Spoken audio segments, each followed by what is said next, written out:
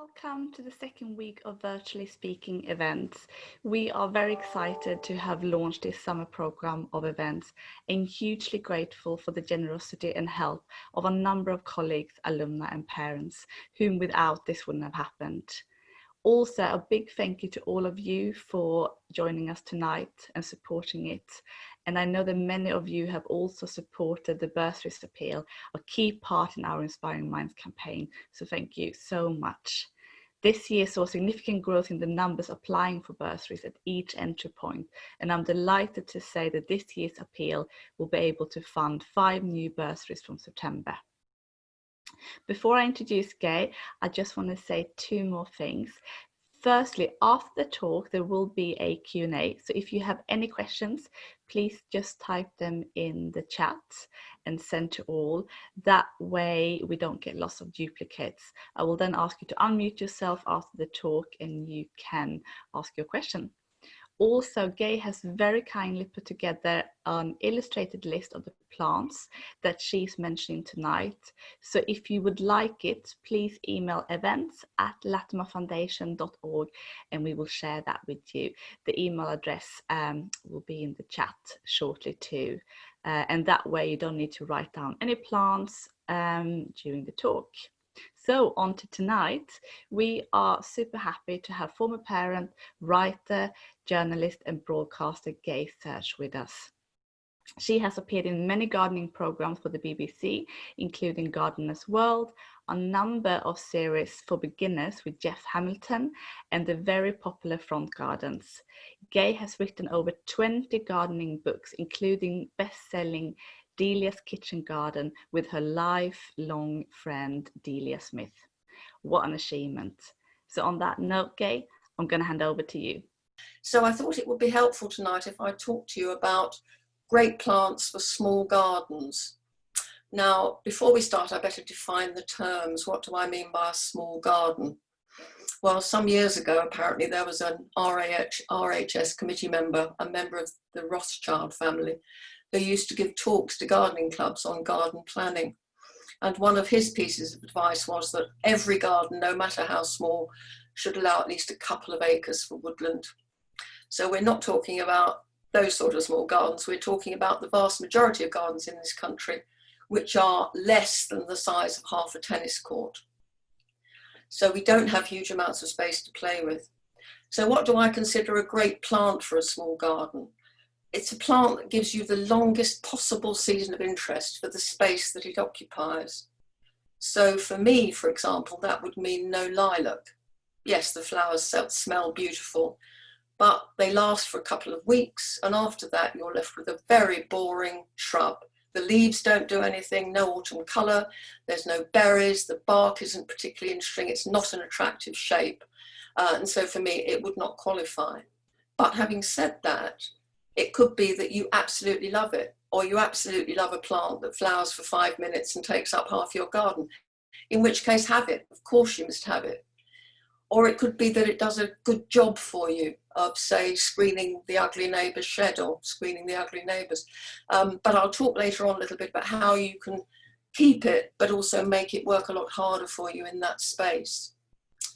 So I'm now going to start looking at some wonderful plants. So Tony, if you could share your screen with us all and put me into a little box.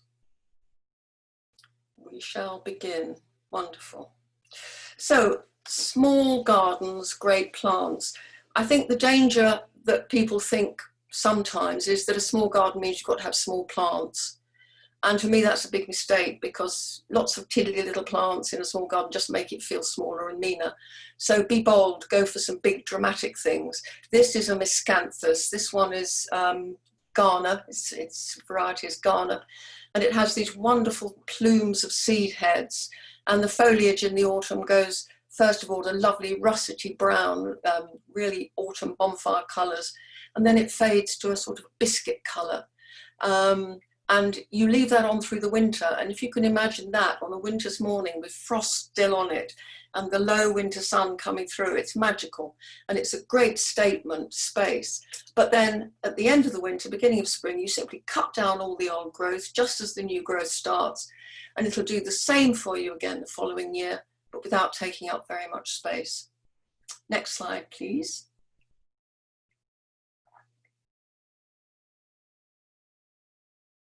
This is a perennial called Macleia cordata. Some of us were in Kew Gardens last week and people were asking what it was. This will grow to 6 or 8 feet. It has these lovely big fig-like leaves and plumes of flowers, but again, it's a perennial. It will die at the end of the season. You cut it down and it'll do the same for you next year. So you get the height, but you're never going to get something that's too big. Next one, please. Now this, anybody who arranges flowers will probably know, is Eucalyptus gunnii, and the leaves are these wonderful discs of bluey grey silver. It's very attractive, but it's only the new foliage that's like that. In the second year, it becomes much more typical eucalyptus, which is long, scythe-like leaves, and by golly, they can grow. So if you want this foliage on this plant, you need to pollard it, to cut it hard back every year. A, you get the lovely foliage, and B, you keep it very small. In our new home, a neighbour at the bottom of our garden had a eucalyptus that he obviously didn't keep on top of, and it is now almost 3 times the height of the house. It's a monster, so be careful. Next slide, please. So a great plant for a small garden, I think, is something like this. This is Potentilla fruticosa, and it's a small twiggy shrub that has these lovely buttercup-like flowers all through the summer, months and months and months. It's very well behaved. It doesn't get too big. It's not prone to any pests and diseases. And it comes in a range of fantastic colours. This is a creamy one called Tilford Cream. There are pink ones, orange ones, soft yellow, acid yellow, lots of different ones, but it's a very good doer. Next one, please. Now, a great plant for a small garden can also be one that gives you different seasons of interest, but lasts for a long time. This is Amelanchier canadensis. And before I talk about it a little bit more, I will just say that it does have a common name. It has several. One of them is Snowy Mespalus. And I would urge you, if you're new to gardening, please, please don't worry about common names. Learn the proper name of the plant, because it is the only way you will get the plant that you've actually asked for, because common names are not common. One plant can have 25 common names depending on where in the country you are. And so what's Nanny's nightcaps in Dorset will be bachelor's bonnets in Northumberland. I mean, it's a nightmare. So please, proper names. I'll talk a little bit more about that in a moment. But the joy of the Amelanchier is that in early spring, the flowers come out, this wonderful cloud of white, small white flowers. And at almost the same time, the new leaves start to unfurl, and they're a fresh green tinged with a copper, really warm, lovely colour, and the combination is beautiful. And then the flowers fade and develop into black berries. The leaves become a nice fresh green through the summer. And then in the autumn, next slide, please. It does this amazing bonfire colour. So from March to November, you've got interest in the garden in one space, which I think is really, really good value. Now, as I was saying about Latin names, talk about that a little bit more. Not only does one plant have lots of common names, so they're not that common, but sometimes you get plants that are completely different that have the same common name. And this is one of them. Thank you, Tony. This is Coccia. It's a very strange foliage annual that used to be beloved of parks departments in the days when parks did bedding schemes, and indeed when there were parks. And in the autumn, it turned to this. So its common name was burning bush. Next slide, please. This is a lovely perennial called Dictamnus album. This is a slightly pinky one, the roseum, but it's a lovely plant, and it's very, very fragrant. And in the evening, It's so volatile, the oils that it gives off, that you can actually put a match and set light to it. So its common name is also burning bush. And some years ago, I was working with Jeff Hamilton on a series for beginners called First Time Planting. And Jeff let me loose on the west-facing border. So I came up with this lovely planting scheme, very soft colours, whites, pink, very pale pinks, pale mauves, which really do gleam in the evening light, and scented. And so I did the sketch for the botanical artist who was going to illustrate it. And I dotted throughout it what I thought was dictamnus, but I didn't put its proper name. I put burning bush, and you were probably ahead of me. This lovely illustration came back with bright lime green blobs all the way through it. So that's another good reason for not going with common names, but sticking with the proper name. And also the proper name of a plant tells you so much about the plant. It tells you colour of the flowers, colour of the leaves, its size, whether it's fragrant or not. It can tell you where it comes from. Sinensis is from China, Japonica is from Japan, so on. And it also tells you what conditions it like. So anything with Montana in its name means it comes from mountains, it likes very free draining gritty soil, and it will put up with cold. Something called Sylvestris, for example, which means woodland, is going to be happy in shade under trees and so on. So a plea for the Latin names. Anyway, back to the great plants. So a plant that really does give you a lot of value could be an evergreen. A plant like this that stays the same all year, but it is a really bold statement in a garden. And I love seeing plants like this grown in big pots. If you've got a little courtyard garden or a corner somewhere, one of those in a pot, possibly lit from below so that it casts shadows on the wall, would look absolutely spectacular. They are pretty hardy. It's called Trachycarpus fortunei, and it's meant to like free draining soil, but this particular one was growing in quite a heavy clay London soil, so I think it's probably more tolerant than people think. Next slide, please. Phormiums, great plants for town gardens. The variegated ones tend to be less vigorous. The plainer ones can get really quite big, but it's a great plant. It's evergreen, it's disease and pest free. It looks very good in gravel, and it's what's called an architectural plant, partly because its shape is quite geometric. The leaves or the form of it is quite geometric, but it's a very good link between architecture and the natural world. It's a plant that stands up well in a built environment. So phormiums are lovely. There are some pinky coppery ones, usually with Maori in the name, Maori sunrise, Maori sunset, and so on. But the green and white, the variegated one is very attractive. Next slide, please. Right at the back, top right, is a banana. It's the hardy banana, Musa basjum, which does survive quite happily in London gardens. In a very, very cold winter, you might lose it, but you can simply cut the fronds off and get a big piece of drainage, plastic drainage pipe from the builders merchants, and slide it over the trunk, pack it with straw or even folded up, crushed up newspaper, and it should come through perfectly well. Next one, please. Tree ferns, Dicksonia antarctica, very fashionable a while ago. They are protected by CITES, the Convention on International Trade in Endangered Species, but they are removed in clearance schemes in Australia and Tasmania, and those are certified. They come with a certificate. So if you are going to buy one, do make sure that you buy one that is certified. The other thing about them is they're incredibly slow growing. They grow about an inch a year. So if you buy a tree fern that's a metre high, you're looking at something that's 35, 40 years old, which is one reason why they're quite expensive. Again, they're odd plants. They're sort of dinosaur plants. Most of the roots are in the trunk rather than in the ground. So in a cold garden, you can actually dig them up in the winter, cut the fronds off and roll them in sacking and keep them in the garage and replant them the following year. But in London, they should be fine. Next slide, please. This is some Fatsia japonica. It's a great evergreen plant. These big, glossy, hand-shaped leaves, fantastic, look really good in a courtyard or up against buildings. and it has this curious golf ball-like flowers that turn, each one turns into a ball of black berries that the birds like in the winter. So it's a good evergreen doer. Next slide, please.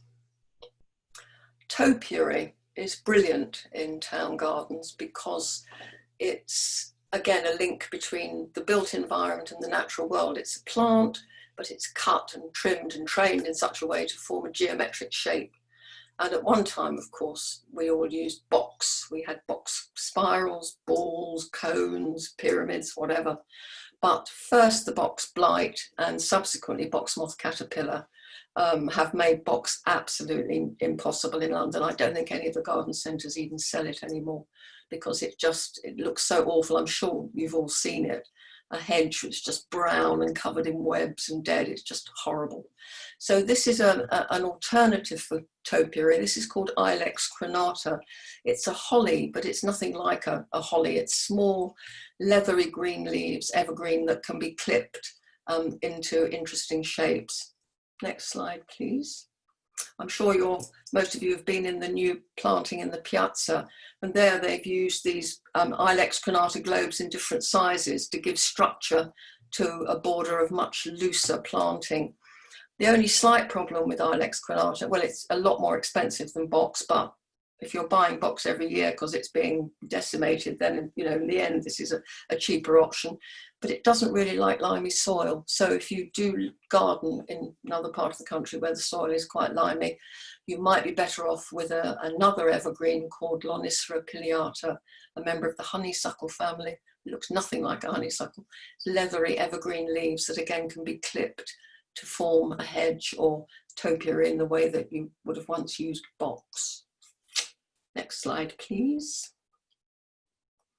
Trees for small gardens. It's really difficult because trees do get quite big, and there are very few that I would honestly recommend because for that reason, that they're small when you put them in and then they're not anymore. You often see Robinia frisia recommended as a small town garden tree. I mean, A, it gets quite big. B, it's very late into leaf, sometimes even the end of May before it comes into leaf. And it's quite brittle. So in a windy spot, you get bits of branch flying off it. So certainly wouldn't recommend that. This is one of the few I would recommend. It's a Sorbus, it's Kashmiriana. It's a very small rowan, doesn't get to more than about 15, 18 feet. And like the Amelanchier, it starts the season early in the spring. It has lovely white flowers at the same time as the new leaves are unfolding. And again, they have this lovely pinky coppery tinge. And then they turn into these wonderful fern-like leaflets. The flowers turn into berries, pearly white berries.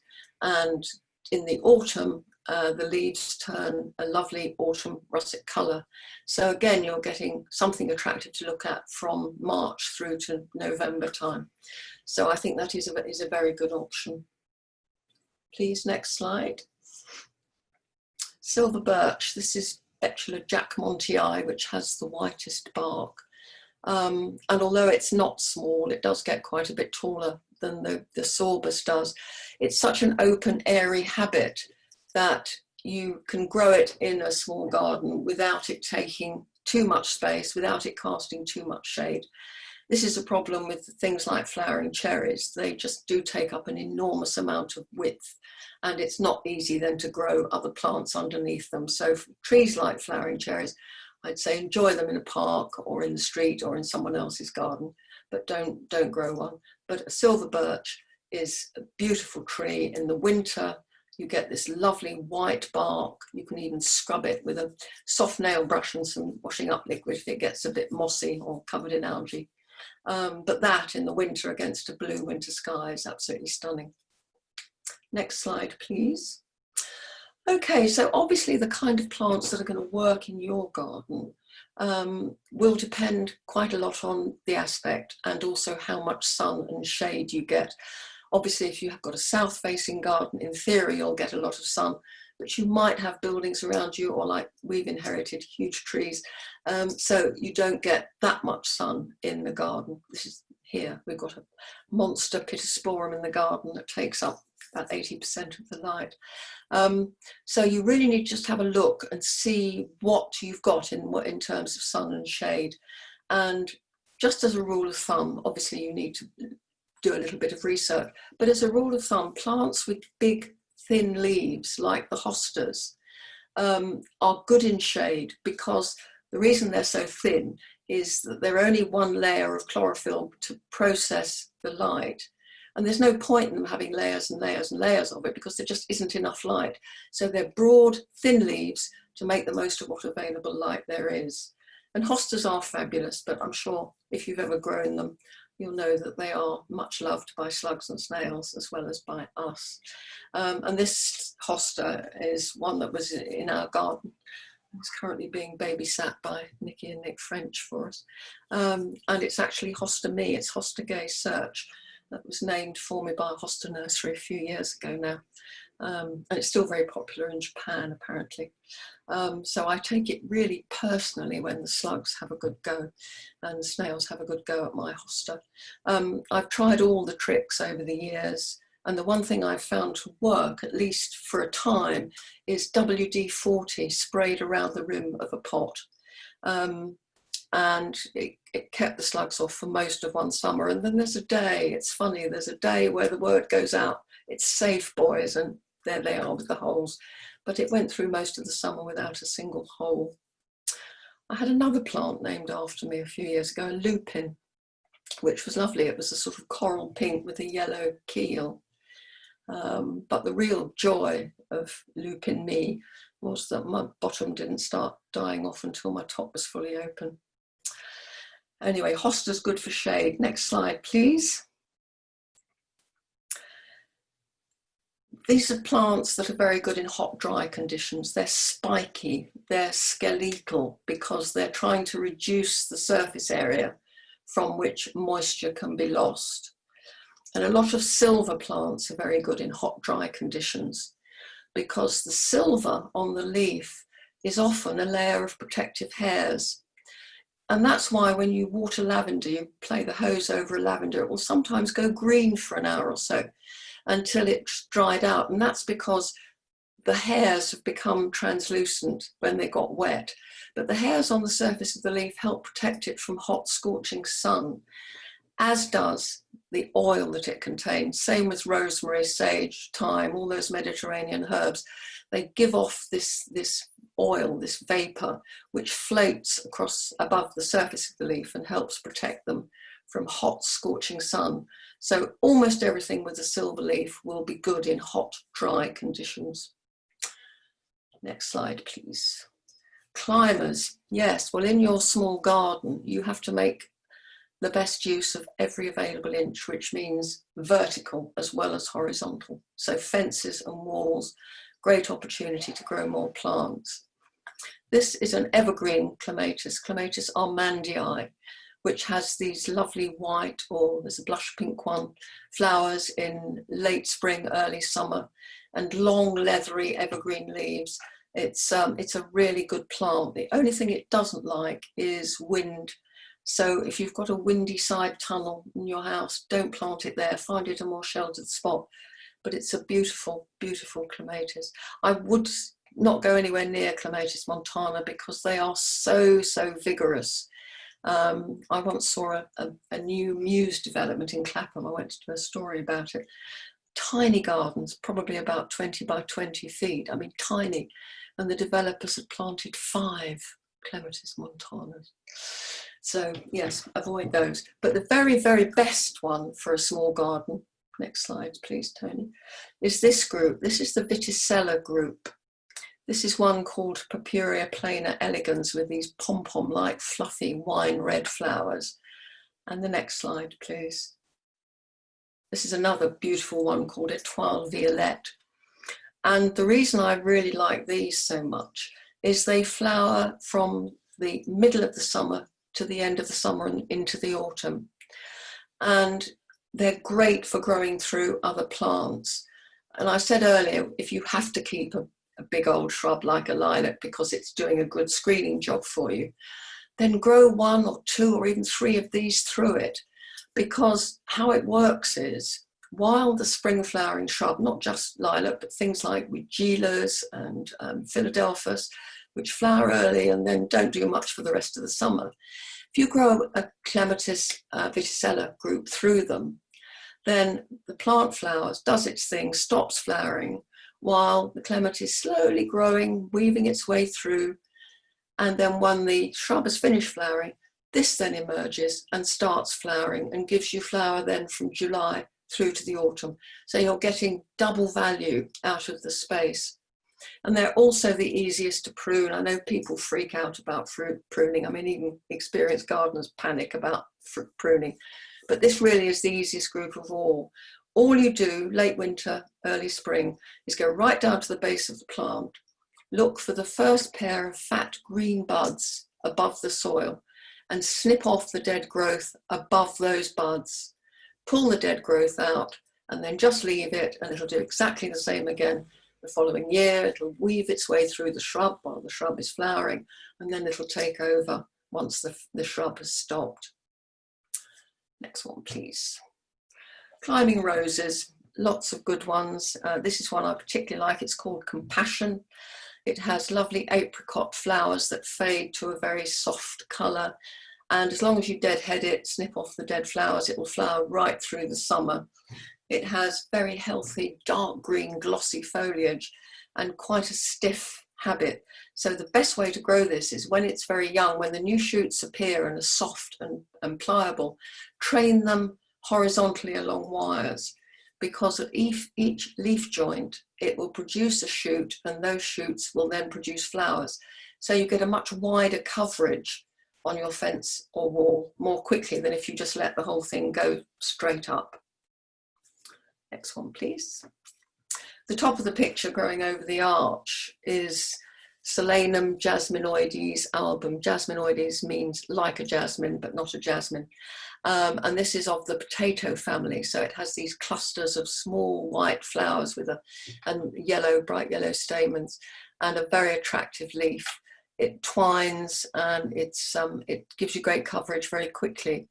And the best way to grow this, I think, is to use chicken wire, because training climbers on fences can be quite tricky. If you've got something like this that wants to scramble, it's not going to grow in neat lines. If you put wires and try and train it to wires, it's going to look very odd growing in at right angles and things. So if you nail a panel of chicken wire to a fence or wrap it round the uprights of a pergola, then the plant can hook itself on wherever it likes. And they scramble these, they've got kind of planty elbows and they hook themselves on. So if you give them something like chicken wire to do that to, then they will grow quickly and give you very good coverage very quickly. This would be the absolute perfect plant if it was scented, but it's not. But this one is. This is Trachelospermum, now technically Rhynchospermum, but still sold as Trachelospermum jasminoides, again like a jasmine, album, sometimes called star jasmine, confederate jasmine, various common names. It's evergreen, the leaves are glossy, attractive, these clusters of flowers are very sweetly scented, and it's a very good doer. It'll give you good coverage and an attractive leaf all through the winter. It's not 100% hardy. It'll come through 9 winters out of 10 in London. But if a really, really heavy frost is forecast, or we're looking at days and days of below 0 temperatures, then you can just cover it with a bit of horticultural fleece just to keep the air frost off it. Next slide, please. Wisteria. Yes, I think it's more of a hobby than a plant, actually. I mean, it is spectacular. This, you may recognise, this is a house along just before the Prep on Upper Mall that has this amazing display every year. But they are hard work, wisterias. You're meant to prune them at least twice and properly. You cut back the whippy new growths to 4 or 5 leaflets now, June, July time. And then again, January, February, cut the spurs back to just 2 buds. I mean, it really is a labour of love. And they are spectacular in flower, but again, it's probably only 2 or 3 weeks. And then you're left with dead flowers hanging for a bit before they drop off. But again, if you really want a wisteria, have one. Of course you must have one. But just a word of warning, You sometimes see bargains in the sort of ads, small ads at the back of the Sunday papers. They seem very cheap. They come in a small pot. They're probably seed grown. And that means they're not going to flower for 10 or even 15 years, which is incredibly disappointing. What you want is a plant that's grafted, and that's what you'll buy in most garden centres. And if you go to buy one, I always recommend try and buy one with a flower on it, because then you know that the plant knows how to do it. And there is nothing more frustrating than planting something and waiting and waiting and waiting and nothing happening. Next one, please. Climbers for shade. This is a Parthenocyssus, a Virginia creeper, a Boston ivy, various common names. This one is called Henriana, and I really like it because it's not as vigorous as some of them. It's not going to get into your gutters and all the rest of it. And it has these lovely pale silvery white veins on the leaves. It is really a very attractive plant. And the best way to grow that is when you get it, take it off the cane and lay all the growths along the base of the wall or fence and pin them down at each leaf with a bit of bent wire, like a hairpin. I mean, you can make your own. Pin it to the ground because it will root where it's pegged, and you will then get the growths going up the fence or wall much more widely than you would if you just let it go straight up. So spread it out. Same with ivy. If you're going to grow that, peg it down along the base of the wall and you'll get better coverage much more quickly. Next slide, please. This is another Parthenocyssus, the autumn colour, which is spectacular. I mean, we all know some around our environment that always look amazing in the autumn, but that's one of the more vigorous ones. As I say, Henriana doesn't give you quite that spectacular display, but it's a much better plant for a small garden. Next one, please. Shrubs. Choice of shrubs. Well, for a sunny spot, I don't think you can beat the buddleias. This one is called Lockinch. It's a lovely soft mauve, scented. Butterflies absolutely love it. Bees love it. One of its common names is the butterfly bush for that reason. And this is a very good plant for a small garden because it flowers from the middle of the summer onwards. And shrubs that do that are flowering on the new growth they've made this year. So if you have a buddleia and you don't prune it, then next year you'll have the 6 feet that it grew last year with not a flower on it. And then you'll have another 6 feet right on the top of that where all the flowers are. So in order to keep it flowering, you cut it back really hard every year. You cut it back to inches of the ground, really, really hard. And therefore you will get the most wonderful display of flowers at the height that you can see and enjoy them. And also it won't ever get out of control in a small garden. There's another one I'm very fond of with white flowers with an orange eye called Phaloiana alba. So either of those two I think are terrific. Next slide, please. The little blue flowered shrub is called Ceratostigma wilmotianum, named after Miss Ellen Wilmot, a great gardener. And it's a lovely, neat little shrub for a small garden. It's twiggy, it's small, it never gets out of control, and it has these lovely sources of blue and white flowers from, I suppose, about June, early June, right through to the first frosts. You get a little bit of autumn colour from the leaves, and then the leaves fall. But it's a neat, twiggy little shrub. You can cut it back if it gets too hard. And it's a really, really good doer. And interesting, those of you who know Dr. Batch's flower remedies, it's the only cultivated plant that Dr. Batch chose to make a remedy from, called Cerato. And I think it's for people who can't make up their minds or something like that. I'm not quite sure. Anyway, Ceratostigma wilmotianum, wonderful plant. Tony, please, next slide. This, yes, red foliage is Marmite. I think people either love it or hate it. I must confess to being a hater of Photinia. I can't bear it. But if you love red foliage, this is a really, really good plant. Catinus grace. It's lovely wine red foliage, and it goes bonfire colours in the autumn as well. It does flower. Its common name is the smoke bush because it has little clustery clouds of tiny flowers on the ends of the twigs, but it flowers in early summer. which means it flowers on old wood from last year. But the very best foliage colour comes from the new wood. So if you want it to be a foliage plant, then you need to prune it hard in the winter, which means you lose the flowering wood, but you get the wonderful fresh new growth and the wonderful foliage colour. Some people compromise, they cut half back one year, so they get half the wood flowering, and then they get half of wonderful new growth and the bright red foliage, and then just keep reversing it. But it seems to me a compromise. I think if you're going to grow that for the colour, then probably sacrifice the flowers. Next slide, please. Hebe is a great family, lots of different colours, pinks, mauves, blues, different sizes, different shapes. This is one I particularly like. It's Hebe albicans pewter dome, and it is naturally a sort of dome forming plant. It's kind of natural topiary, and the lovely little green, grey-green leaves are evergreen, and it has little stubs of white flowers in the summer.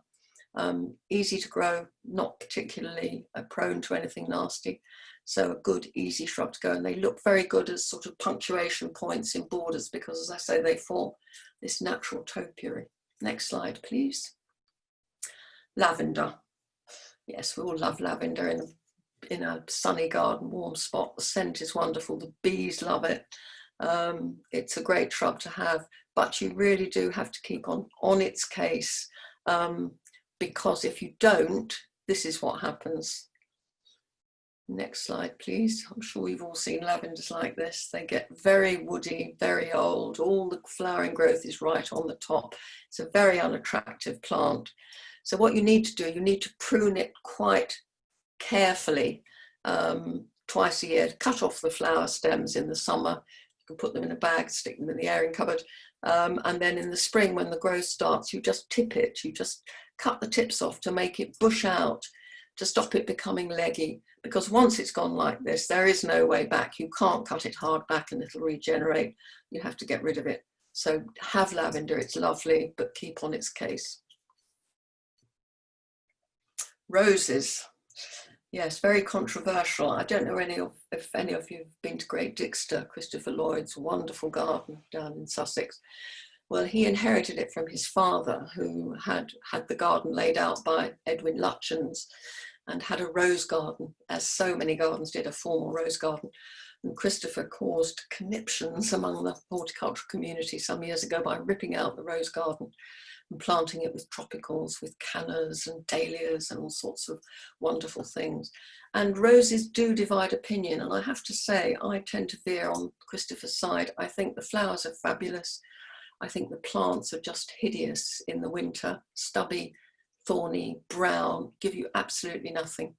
But this is one rose that I would have in any garden I have. It's called Rosa cross odorata mutabilis, mutabilis being the Latin for changing, because the buds are a coppery red, the flowers open to a sort of crimsony red, and then it fades to an apricot colour. So you have 3 colours on the plant at any one time.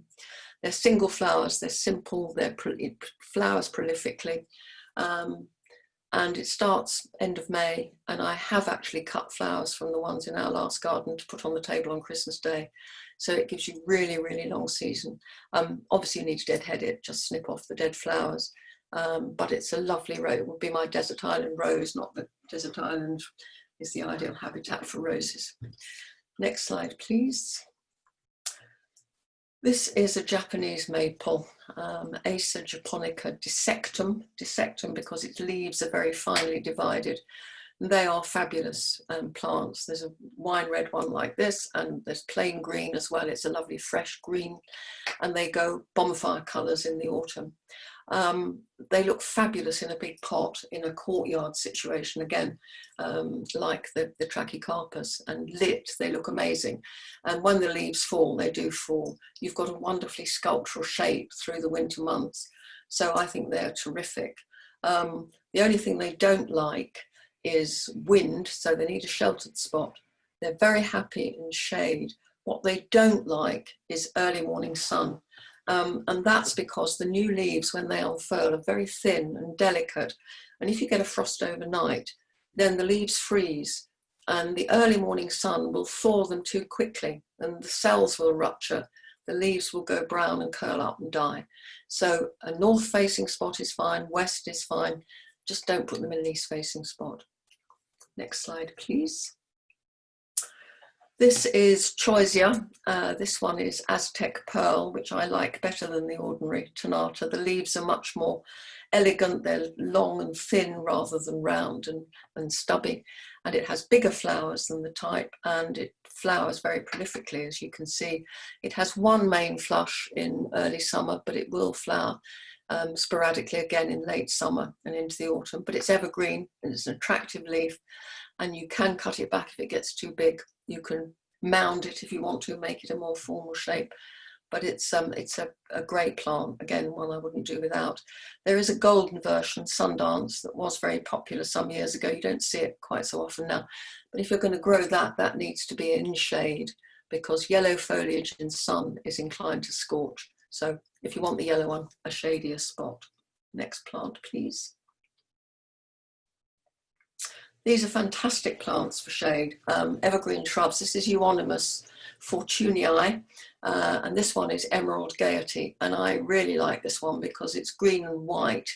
There are lots of green and yellow ones, like green and gold and gold spot, so on and so forth. But I love the green and white, and it's a very good little shrub for shade. And that just brings a little pool of lightness into a shady corner, a shady spot. Doesn't get very big, you can trim it very easily, not prone to any pests or diseases. It's a really, really good little shrub. And those of you who know this Latimer School well, if you've been down the glass covered way, we've got alternating pots with Euonymus in one, and in between the Euonymuses, the Euonymuses, we've got the next shrub, which is Sarcococca confusa, or Hookeriana, discovered by Mr. Hooker. And it's a fabulous little shrub. It's evergreen, it's neat, it has these lovely pointed leaves, but its real bonus is it has the tiny white flowers in December, January, February that smell of vanilla sugar, and the scent is just fabulous. And it's a time of year when so little else is flowering that it's just a joy to have. And it's so small and neat that when it's finished flowering, it just sits there with its nice evergreen leaves. You can always find space to squeeze one of those in, preferably near to a door, where you can really enjoy it in the winter when you're coming in and out. Next slide, please. This is sort of sometimes called a shrub, sometimes a subshrub. It's Euphorbia mellifera, mellifera being Latin for honey bearing. And it's called that because it really does, the bracts really smell of honey. It's just absolutely astonishing how powerfully it smells of honey. It's an attractive leaf, it's a sculptural architectural plant. You can cut it back quite hard if it gets too big or it gets a bit leggy, but it's a really good doer. Just a word of warning with all euphorbias, they contain a sap which is phytotoxic, which means if you get it on your hands on a sunny day, then the reaction of the sun on that sap can give you some very nasty chemical burns. And certainly if you rub your eyes, it's seriously bad news. So if you're going to cut it back, either choose a cloudy day or make sure you're wearing really long gloves, gauntlets, so you've got no bare skin exposed. But it's a great plant for all that. Tony, please. Dogwood, Cornus. This one is Sanguinium, I think. It's probably the most blood red of them all. And again, it's the new bark that has this fantastic colour.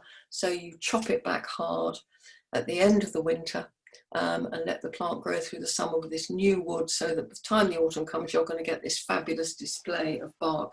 That in a spot where it gets either the early winter sun or the late winter sun really does glow. It's fantastic. I think there's another one that I really like called Elegantissima, which has variegated green and white leaves. This one just has plain green, so it's not particularly inspiring in the summer.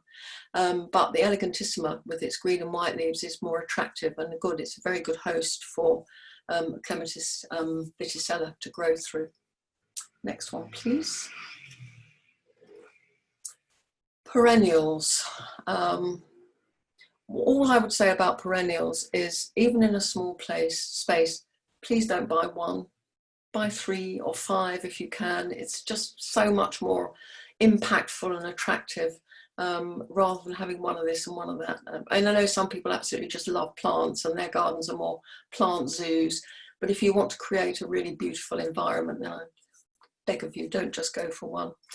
This is one we had in our last garden. It's called Phlomis russelliana, and it has these big sagey green evergreen leaves and these walls of soft yellow flowers in early summer.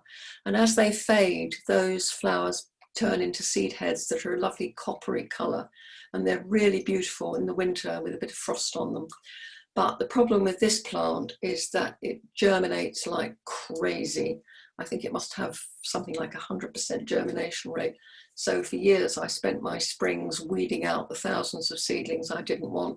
So latterly, having got a bit lazy in my old age, I took to cutting it down after it had finished flowering rather than let it seed. But it's a great plant, really is a good plant.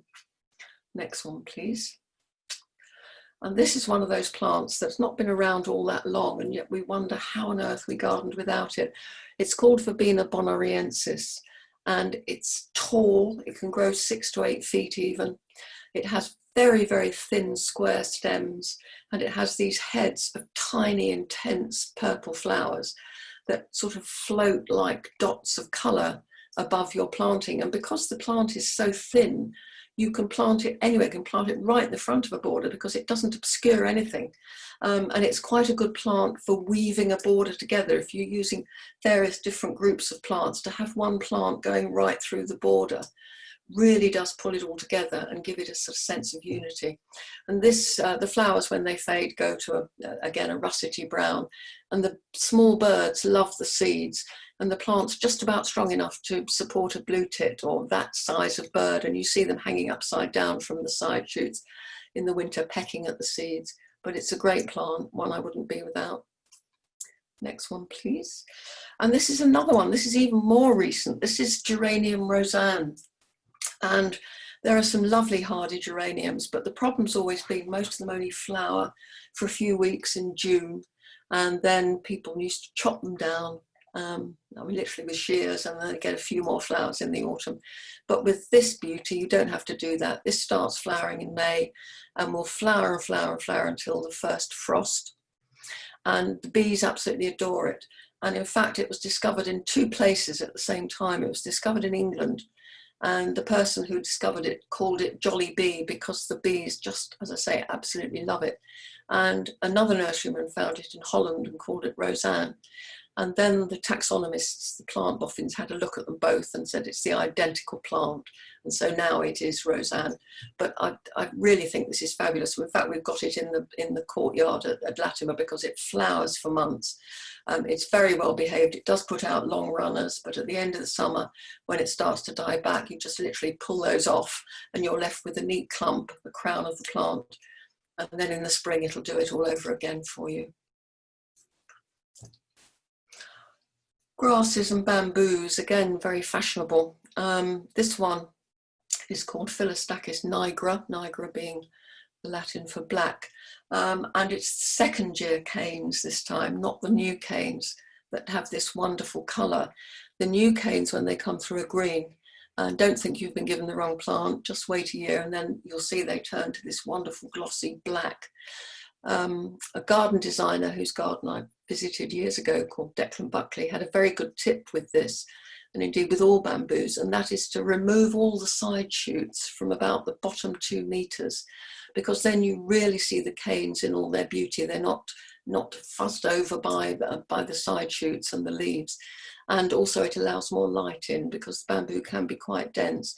They are a bit invasive, but if you grow them in a very, very big pot, or you have a brick built bed to contain them, then you can keep them under check. But they're lovely and they rustle in the wind, which is great. I think to add the dimension of sound to a garden is terrific. Next slide, please. Lots of good grasses. This is Carex. I think it's Buchananii, that one. It's a bronzy colour. Some people have said rather sniffly, oh, it looks dead. No, it doesn't. It looks bronzy. And it's a lovely plant to have in a pot with something like a purple-leafed heuchera, because although the heuchera's leaves are more like small fig leaves, the contrast in the leaves is nice, but their flowers are the same. They're small, bubbly flowers. So it's a very good combination in a pot. Next one, please. This is Festuca glauca. This one is Elijah Blue, which is the bluest of the Festucas. It's a lovely plant in a sunny spot, these steel blue leaves, and it has little fluffy seed heads of biscuity beige flowers, and it's evergreen, or ever blue, I should say.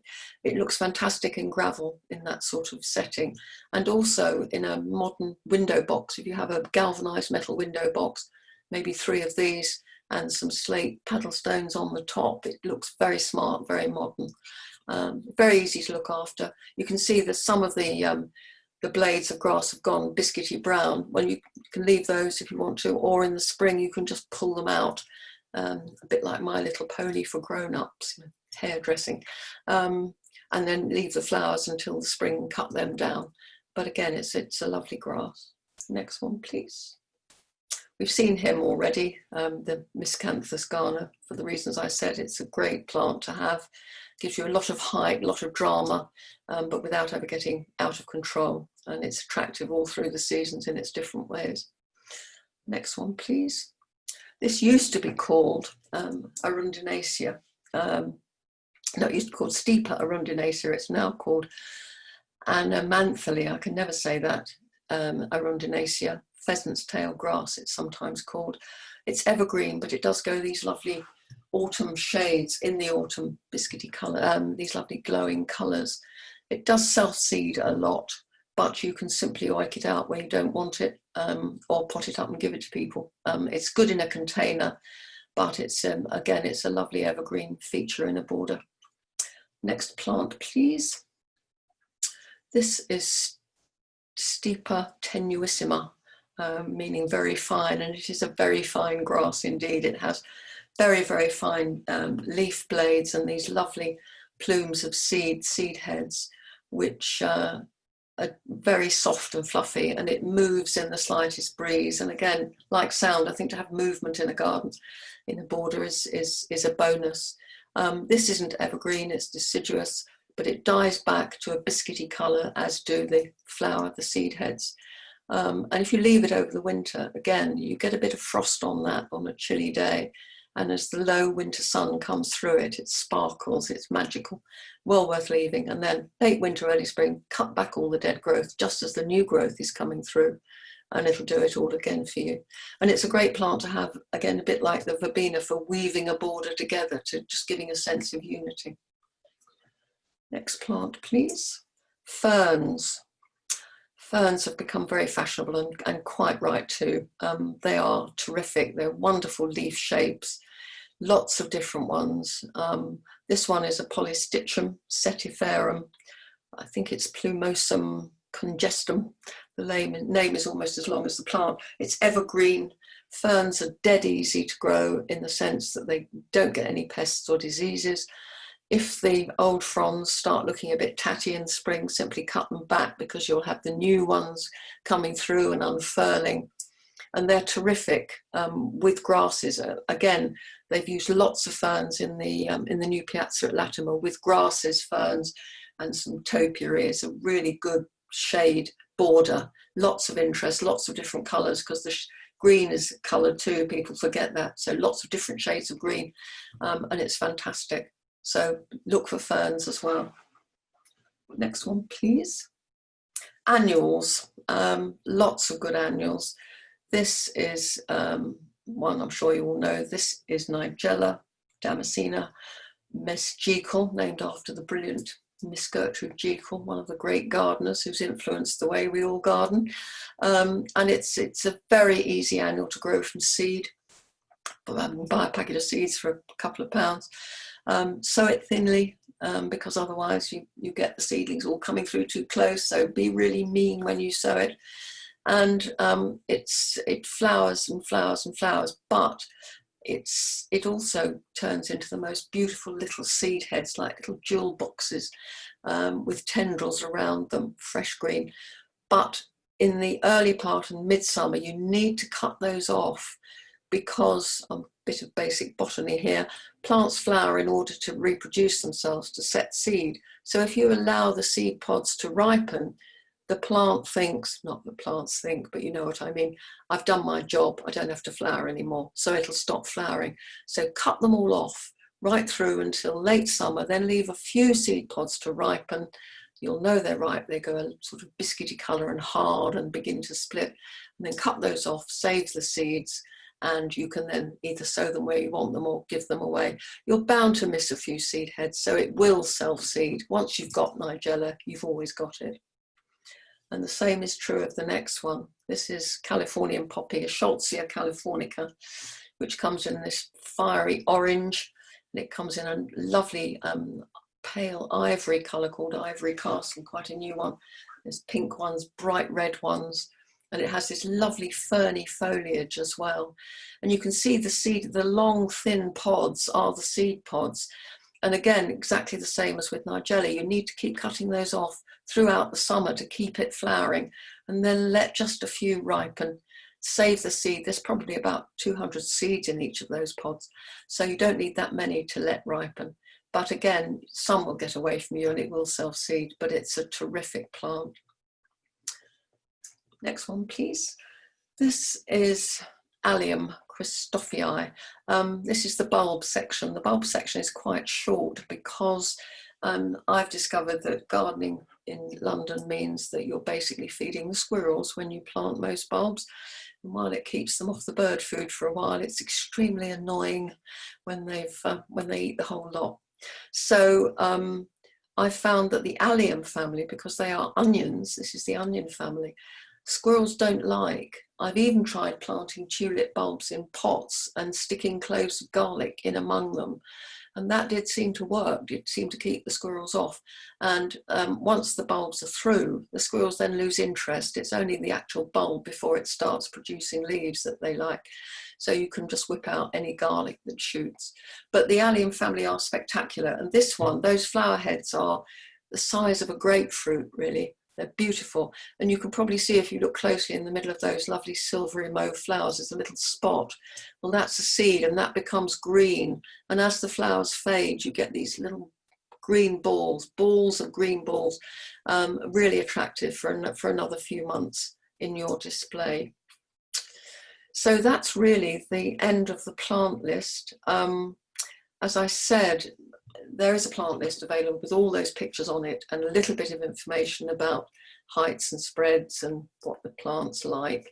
And I've also added a list of really good mail order nurseries, because as you get more interested in gardening, you'll want more unusual plants, and most garden centres won't have them.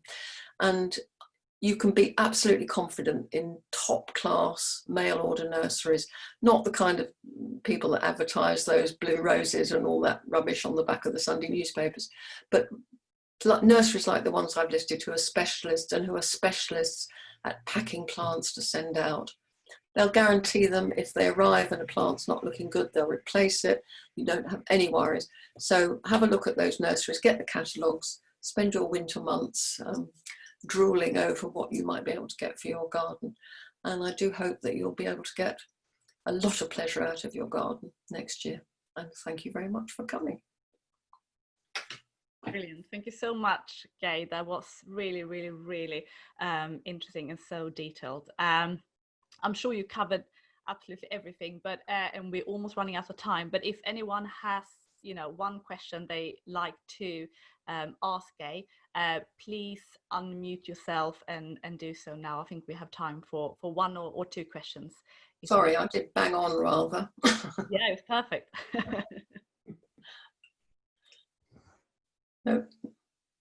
No questions? Very, very interesting. You mentioned that you had all of these ones in a list with pictures. Do you know where I get that? Lynn will put, or will have put, is that Greg talking? No. Yeah, Pierre. Oh, hi, Pierre. Hello, no. Thank you for that. It was very, very, it was great.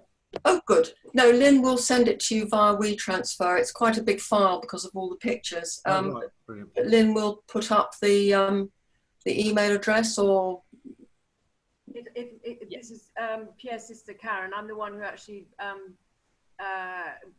Introduce me to it. yes, I knew, because he's just starting a small garden, so I said to him we need to listen to this. So it'll come through to my email, but I can ping it on to Pierre, so that's fine. okay.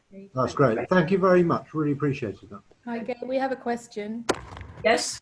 Hello.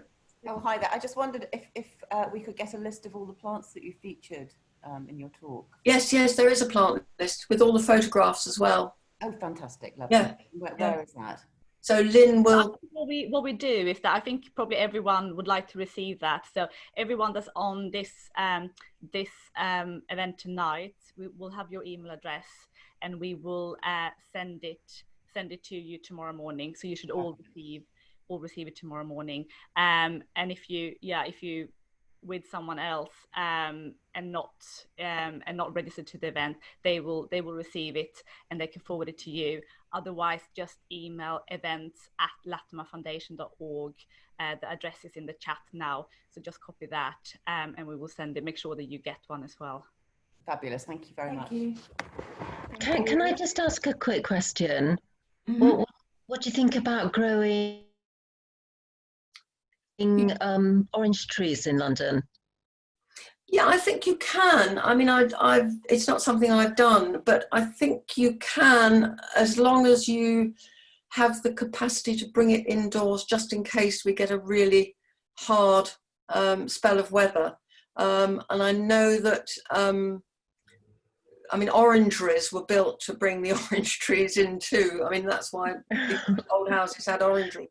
In most winters, you'd probably get away with it in London.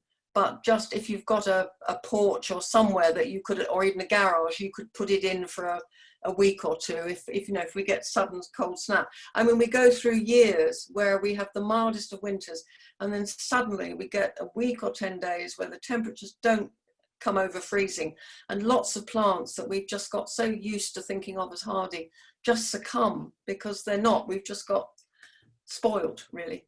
But I mean, go for it if you want one. Absolutely. Thank you. Thanks.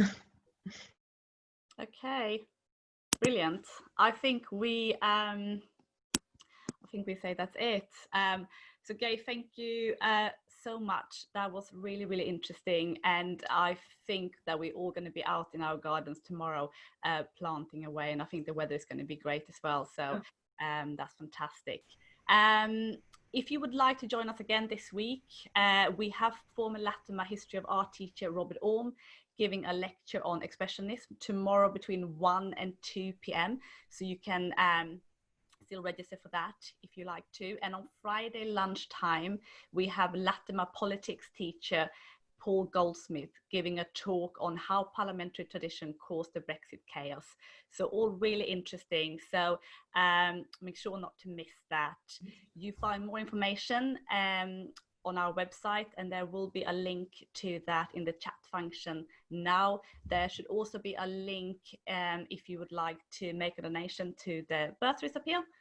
And I think that's it. So if you want to click on any of those links, please do so now before we close down this event. Otherwise, thank you so much for joining us tonight. Thank you so much again, Gay, and hopefully see you all very soon.